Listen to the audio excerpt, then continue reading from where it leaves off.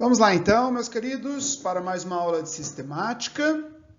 Bom, na aula anterior nós vimos alguns termos em sistemática, vimos o que é fanerógama, criptógama, acifonógama, sifonógama, né, homosporada, heterosporadas, e nós vimos as briófitas. Lembrando que o que chama atenção em briófitas são as únicas plantas avasculares, portanto são de pequeno porte.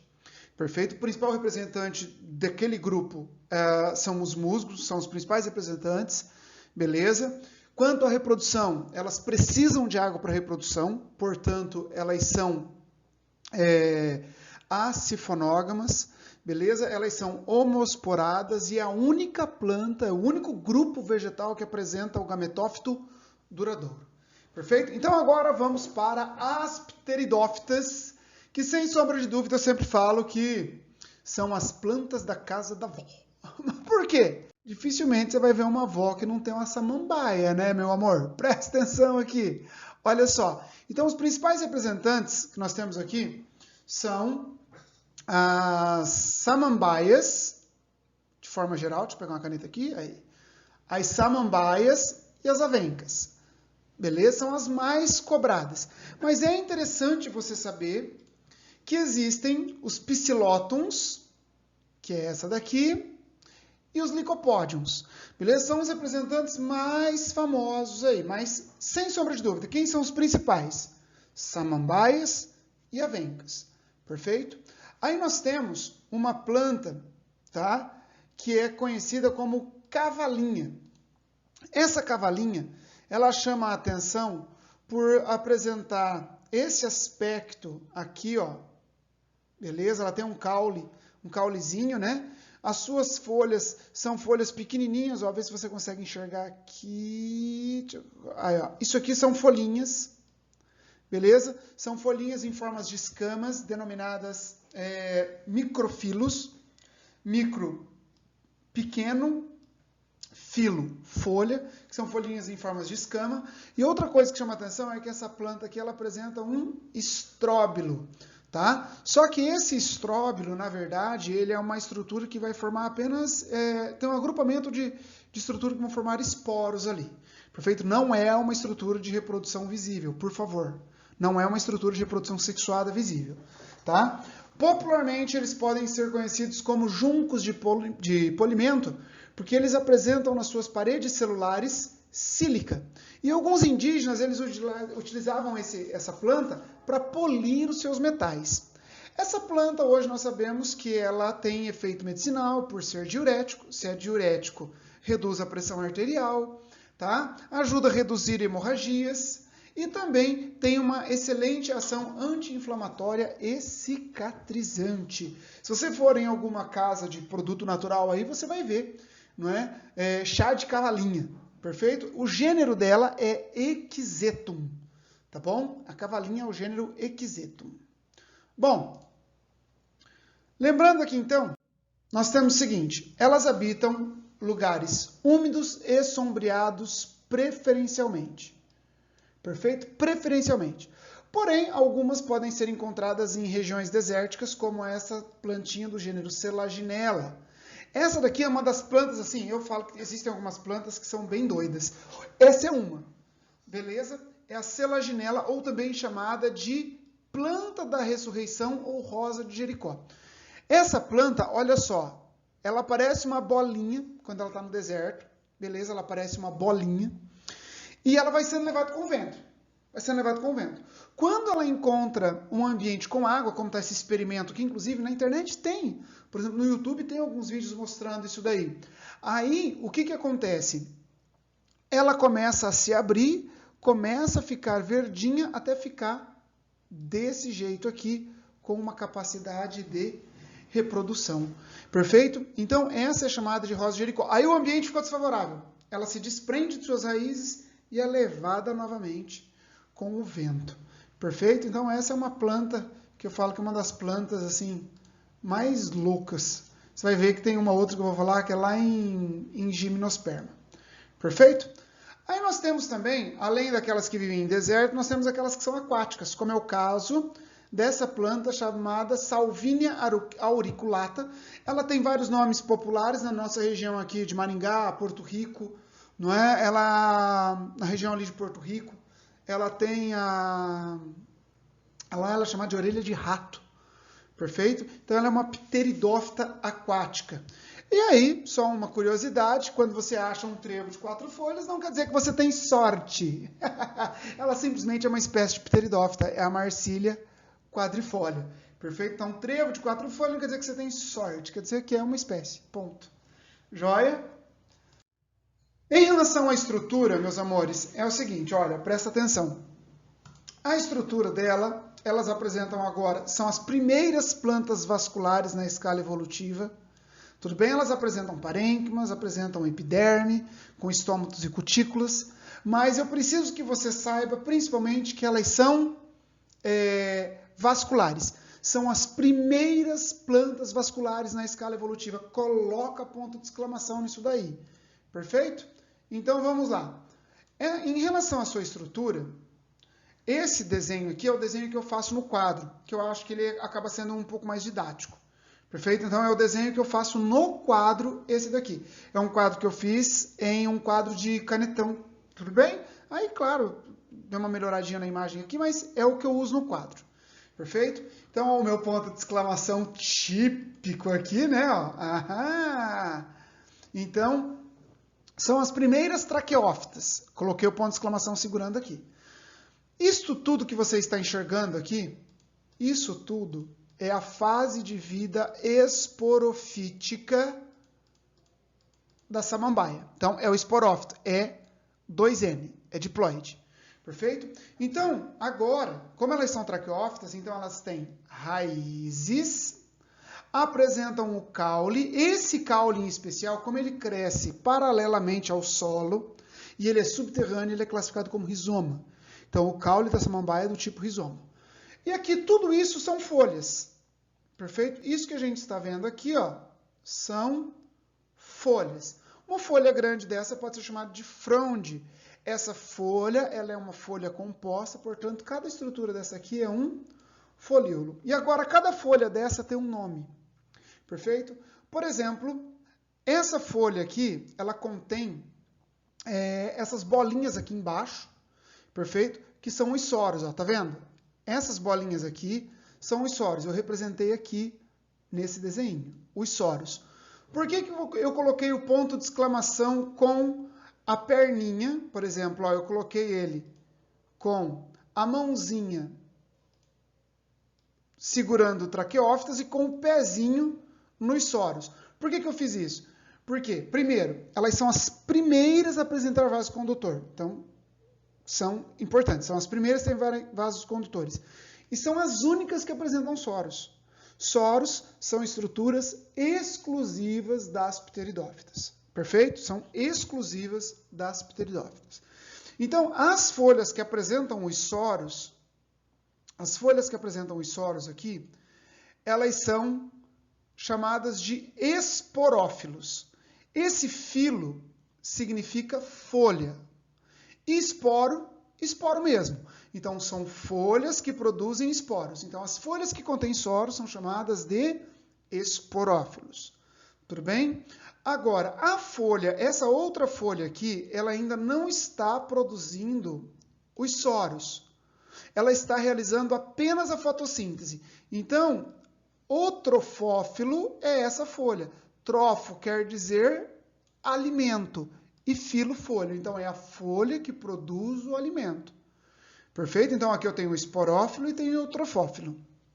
E essa folhazinha jovem aqui é o báculo, que ela é toda enroladinha, beleza? Então, ela recebe o nome de báculo. A palavra báculo, não sei se você se lembra, ela é aquela estrutura, por exemplo, ó, aqui eu tenho um cajado assim, ó. A ponta desse cajado chama-se báculo, a ponta desse cajado, que é enroladinha. E aí essa folha jovem recebe esse nome porque ela tem esse aspecto de báculo. Perfeito? Tranquilo? Então, ó, Nós temos os esporófilos, que são as folhas que produzem esporos, o trofófilo, que é a folha que realiza fotossíntese, o báculo, que é a folha jovem. Esse fenômeno de várias folhas ao mesmo tempo em uma planta nós chamamos de heterofilia. Perfeito? Tranquilo? Então tá bom. Em relação à reprodução, também é um esquema que eu faço em quadro, que fica mais fácil para você entender. Tudo bem? Então aqui, primeira coisa, nós vamos partir da onde? Nós vamos partir daqui, ó, do esporófito. Tudo bem? Então o esporófito é tudo isso que você está enxergando. Essa planta que você está enxergando aí na sua tela, isso é o esporófito. É a fase de vida da planta. Perfeito? Então é a fase de vida esporofítica. E nessa fase de vida esporofítica agora, o que eu vou fazer? Eu vou pegar um folíolo desse aqui e vou dar um zoom aqui, ó. Perfeito? Peguei esse folíolo e dei um zoom aqui. Esse folíolo é um esporófilo e nesse esporófilo contém o soro. Aqui, ó. Tudo bem? Então, ó, aqui é o folíolo e aqui é o soro. Então, o que eu vou fazer agora? Esse desenho de corte que eu fiz aqui, ó, tá vendo essa laminazinha? Ela está cortando exatamente em cima do soro. Agora eu pego essa estrutura e dou um zoom.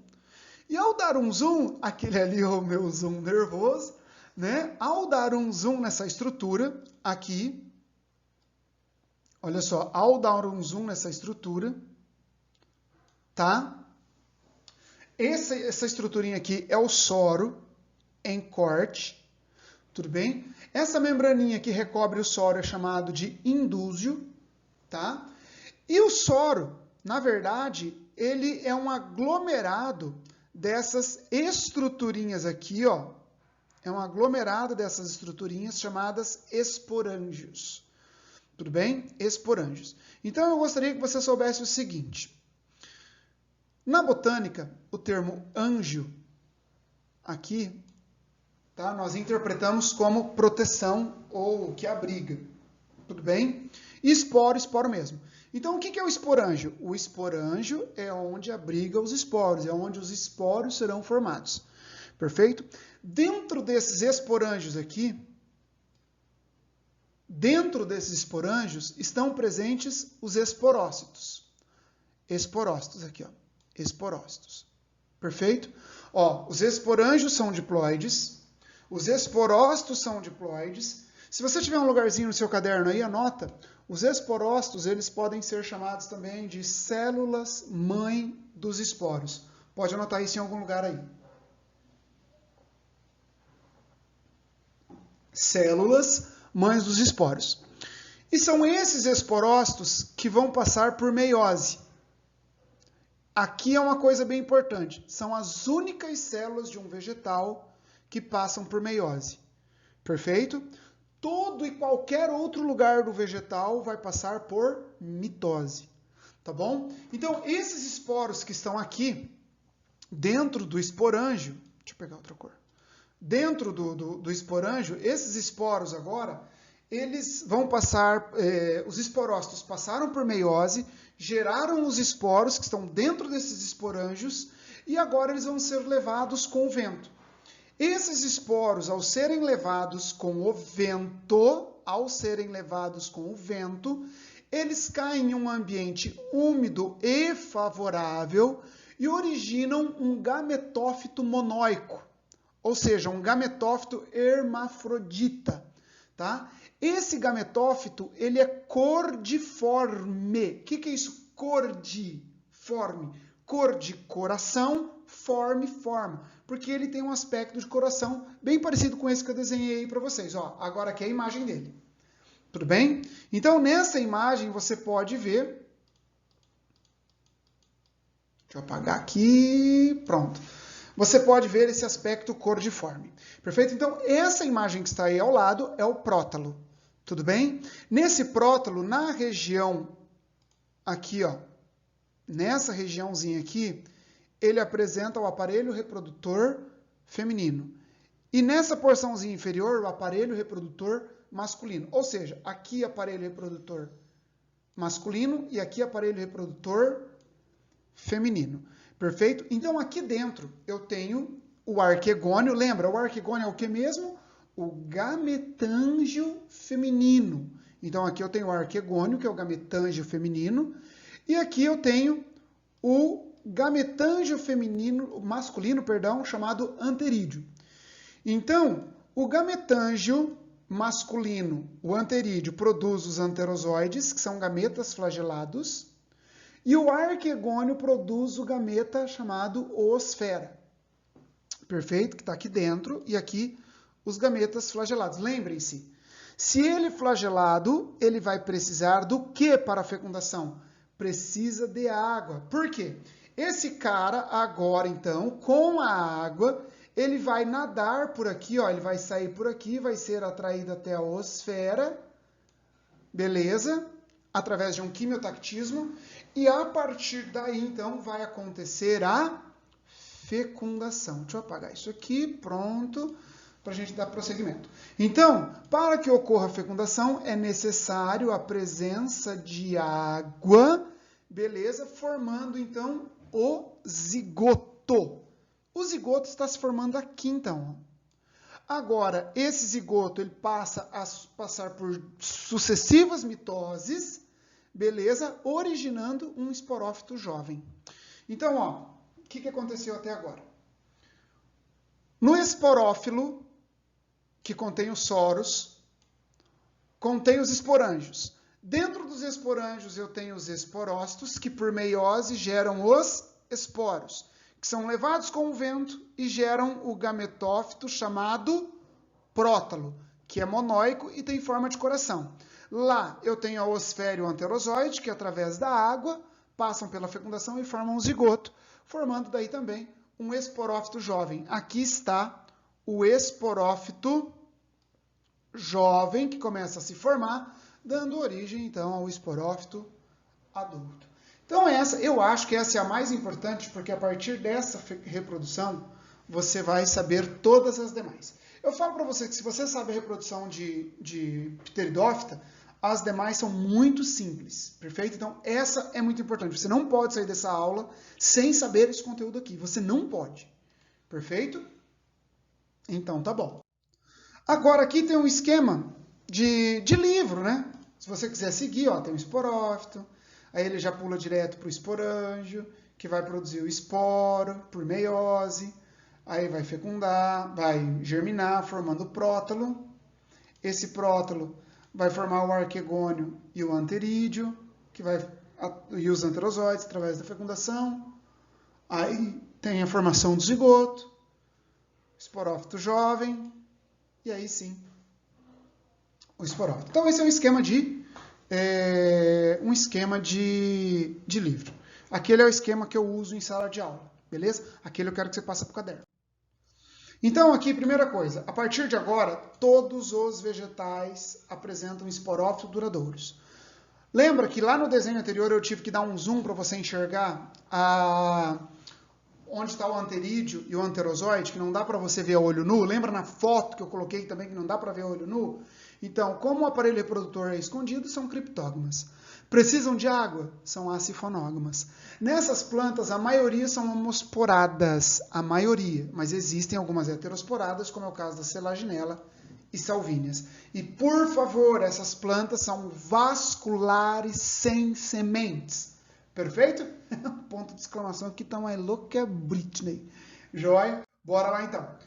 O importante a partir de agora, eu quero que no seu caderno, eu quero que você coloque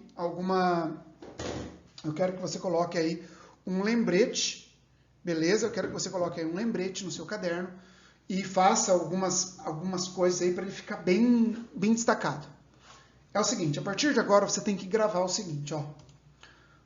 Os esporângios diploides. Eles contêm esporócitos diploides. Os esporócitos podem ser chamados de células-mãe dos esporos.